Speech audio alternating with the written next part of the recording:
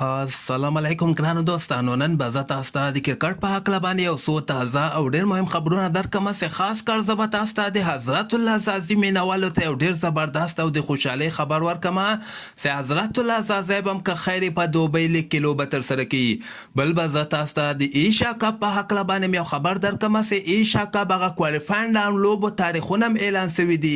او بل به زه تاسو ته وایم چې سبا ته که خیر د افغانستان دغه دویمه لوبه کې آیلینډ سره لوبیږي او د سریلانکا لیګ په هکله به هم زه تاسو ته ډېر د خوشحالۍ خبر درکړم. مهم معلومات در سره شریکوم. ویډیو تر اخره پورې وګورئ، په هر څه به تاسو پوه شئ. نو راځم اول زه تاسو ته د حضرت الله زازي په هکله باندې یو ډېر د خوشحالۍ خبر درکوم چې هغه تېره ورځ ما تاسو ته یوه ویډیو کې دغسې خبر درکړی چې د افغانستان څلور لوبغاړي لکه رحمان الله ګوربز، قیس احمد، نوین الحق او نجیب زدران دغه څلور افغان لوبغاړي به په دوبۍ لیګ کې لوبیږي، ځکه د دوی وکیل دغسې خبر نشر کړی و. خو نن به زه تاسو ته وایم چې د افغانستان حضرت الله زازي وکیل بیا دغسې خبر ورکړی ده چې د ما کوشش ده چې اول حضرت الله زازي په بیګ بیش لیګ کې واخیستل سي. که چېرته بیګ بیش لیګ کې حضرت الله زازي وانخیستل سو نو بیا به که خیرې په دوبۍ لیګ کې حتما لوبیږي. دغه د حضرت الله زازي وکیل او د رشید خان دغه یو وکیل دی، یعنې دواړو ته دغه لیګونه سره چې کله قرارداد کیږي د رشید خان او د حضرت الله زازي دغه وکیل دوی ته قرارداد برابروي. نو که خیر دغه کال ته چې کوم کال 2023 اولنۍ میاشته کې 3 لیګونه په یو وخت کې ترسره کیږي، نو دغلته د زازي ډېر زیات چانس ده، بلکې وکیل خو یې دغسې خبر ورکړی چې زازي به حتما په دوبۍ لیګ کې لوبه ترسره کوي. او دغه لیست تاسو در سره وګورئ. دغه 14 لوبغاړي چې کوم دي ټول نه قیمته به یعنې 4 لکه امریکایي ډالرو ته قیمت دغه لوبغاړو باندې ښه ده چې دلته معین علي ده، ډیوډ میلان ده، بیلنګز ده، جورډن ده، د نه علاوه کرن ده او د افغانستان هم ورکې مجیب زدران ده. دغه نور ښه لوبغاړي دي، یعنې ټول له قیمته پیسې دغه لوبغاړو ته ورکول کیږي. یعنې دغه لوبغاړي په A کټګرۍ کې شامل کړي دي چې تقریبا 4.5 لکه ډالر دغه لوبغاړو ته ورکول کیږي. او دغه نور لوبغاړي لکه حضرت الله زازي، نوین الحق، نجیب زدران، قیس احمد دغه لوبغاړي بیا لاندې کټګرۍ کې دي. درېیمه کټګرۍ کې هغه لوبغاړي شامل شوي دي چې هغوی ته هم تقریبا 2 لکه امریکایي ډالر ورکول کیږي. دغه دوبۍ کې اصل کې دغه لیګونو والا چې کوم دي دغه د هندوستان IPL مالکان دي، هندوستان دي، ځکه ورکې پیسه زیاته اچولې ده چې زیاته لوبغاړي یعنې کوشش وکړي چې په دوبۍ لیګ کې لوبه ترسره کړي. دغه د ساوت افریقا لیګ یا بیګ بیش لیګ کې په دغسې وخت کې یعنې ښه لوبغاړي د منګه لیګ کې ولوبیږي. نو که خیر افغان لوبغاړو لپاره ډېر زیات چانس ده چې حضرت الله زازي دغه 15 لوبغاړي خو ما تاسو ته وښودل چې دغه به حتما په دوبۍ لیګ کې لوبه ترسره کوي. بل به زه تاسو ته دغه سریلانکا لیګ په هکله باندې یو خبر درکړم چې سریلانکا لیګ کې هم د منګه ډېر زیات افغان لوبغاړي اخیستل شوي، لکه نور احمد، رحمان الله ګوربز، کریم جنت، د نه علاوه قیس احمد غوندې لوبغاړی په سریلانکا لیګ کې اخیستل شوی. خو دا 13 میاشته کې ترسره کیدونکی او بیا هغه سریلانکا کې چې کوم حالت یعنې سیاسي حالت خراب سو، اوس دغه لیګ دوباره دوی اعلانونه نوي تاریخونه اعلان کړي دي چې د همدغه کال اخرنۍ میاشت ډسمبر 8 تاریخ باندې به که خیر سریلانکا پریمیر لیګ شروع کیږي. یعنې 8 ډسمبر باندې به شروع کیږي، د 20 ډسمبر پورې به دوام کوي. تقریبا 2.5 یا 3 هفتې به دغه ټورنمنټ په سریلانکا کې ترسره کیږي. نو دغه لیګ کې به اول افغان لوبغاړي لوبه ترسره کړي، بیا ډایرکټ جنوري میاشت کې به که خیر په دوبۍ لیګ کې هم د منګه افغان لوبغاړي ولوبیږي. او بل به زه تاسو ته وایم چې د ایشین کرکټ کونسل له طرف نه دغه د کوالیفاینډ راوند لوبې چې کومې دي د ایشیا کپ د دغه تاریخونه هم اعلان شوي دي، او دغه لوبې به که خیر په عمان کې ترسره کیږي.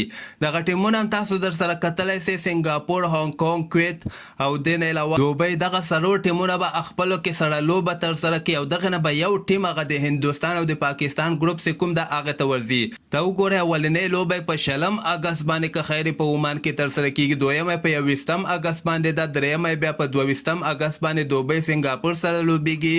د نه علاوه بیا څلورمه لوبه د 20 اګست باندې کویت او هانګ کونګ سره لوبیږي، بیا همدغسې سنګاپور او کویت هم په همدغه تاریخ باندې سره لوبیږي.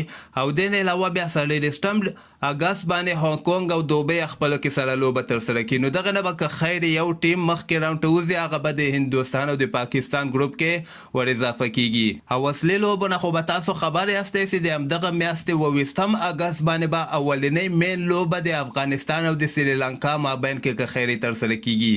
بل به زه تاسو ته وایم چې نن د بنګلادیش او د زیمبابوې درېیمه 50 اوریزه لوبه هم ترسره شوله. دغه لوبه کې بنګلادیش 250 رنزه ټارګټ زیمبابوې ته ورکړی او زیمبابوې 151 کې ورته ټول لوبغاړي آوټ کړي دي. 115 رنزو باندې بنګلادیش درېیمه 50 اوریزه لوبه ګټلې ده. دغه نه مخکې دوه لوبې چې کومې شولې هغه ورنه زیمبابوې وګټلې، درېیمه ورنه بنګلادیش وګټله. نو سیریز دغه زیمبابوې خپل نوم باندې کسې دغلته سکندر رضا مین اف د سیریز سوی ده او دغه درجه بندۍ به زه تاسو ته وښیم چې د الراونډرانو په درجه بندۍ کې سکندر رضا ډېر مخکې راغلی ده. دغه لیست تاسو کتلی شئ. شاکب الحسن اول مقام باندې د 309 پوینټونه لري. محمد نبي دویم مقام باندې ده. رشید خان درېیم مقام باندې ده. څلورم مقام باندې سکندر رضا چې ډېر ښه وځلې د بنګلادیش سره 50 اوریزو لوبو کې، نو دی څلورم مقام د الراونډرانو په درجه بندۍ کې خپل نوم باندې که او پنځم مقام باندې بیا میچل سټینټر ده، بیا مهدي حسن ده، بیا دغه نور لیست هم تاسو در سره کتلی شئ. دغه درجه بندۍ نن د آی سی سی له طرف نه اعلان شوي دي.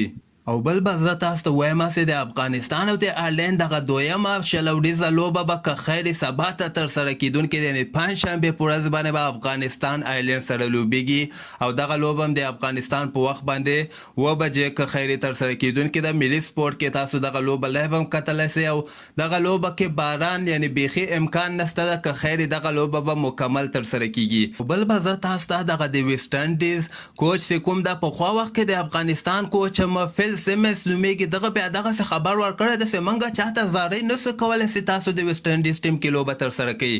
یعنې که تاسو وګورئ ویسټ انډیز مسلسل سیریزونه بایلي، دوی ته اندېښنه ده چې ښه لوبغاړي ولې ویسټ انډیز ته نه لوبیږي. نو فیل سیمنز د دې په جواب کې دغسې ویلي دي چې لوبغاړي چې کوم دي خپل ملک ته بیخي توجه نه کوي او موږ په چاته زارۍ هم نسو کولی چې راسئ د ویسټ انډیز لپاره ولوبیږي. یعنې که تاسو وګورئ زیاتره لوبغاړي د دوی لیګونو کې لوبیږي، بلکې هماغه وخت کې د دوی لوبې هندوستان سره کله بنگلادیش سره خو خپل لوبه په ځای باندې دوی بیا لیګونو کې لوبه ترسره کوي. اوس نړیوال جام کپ لپاره د ویسټ انډیز اندېښنه ده چې دغلته مین ښه لوبغاړي چې کوم دي دوی ولې دغلته ویسټ انډیز لپاره نه لوبیږي او زیاتره لوبغاړي دغه لیګونو ته زړه ښه کوي، ځکه د همدغه په وجه باندې ویسټ انډیز زیاتره لوبې په خپل کور کې یعنې بایلي. او بل به زه تاسو ته وایم چې نیوزیلینډ چې کوم ده ټرینټ بولر د دوی یو فاسټ بالر ده، هغه نه کانټریکټ ختم کړی ده. یعنې ټرینټ بولر هم غواړي چې زیاتره وخت کې په لیګونو کې لوبه ترسره کړي. د پیسو لپاره ګوره تاسو زیاتره لوبغاړي خپل ملک ته یعنې دومره اهمیت نه ورکوي. ټرینټ بولر د نیوزیلینډ ډېر ښه فاسټ بالر ده او دغه غواړي چې اکثره لیګونو کې ښه پیسه ورکول کېږي، نو دوی دغه کانټریکټ چې کله د دوی ختم کړي بیا دوی ته ضرورت نه وي چې هغه بورډ نه اجازه راواخلي. اوس دغه ټرینټ بولر کولی شي چې یعنې زه په خپله خوښه باندې لیګونو کې لوبه ترسره کړم، ماته به د کرکټ بورډ اجازه یا انوسي ته هېڅ کوم قسمه ضرورت نه وي. نو همدغسې تازه خبرو لپاره تاسو دغه چینل هم در سره سبسکرایب کولی شئ.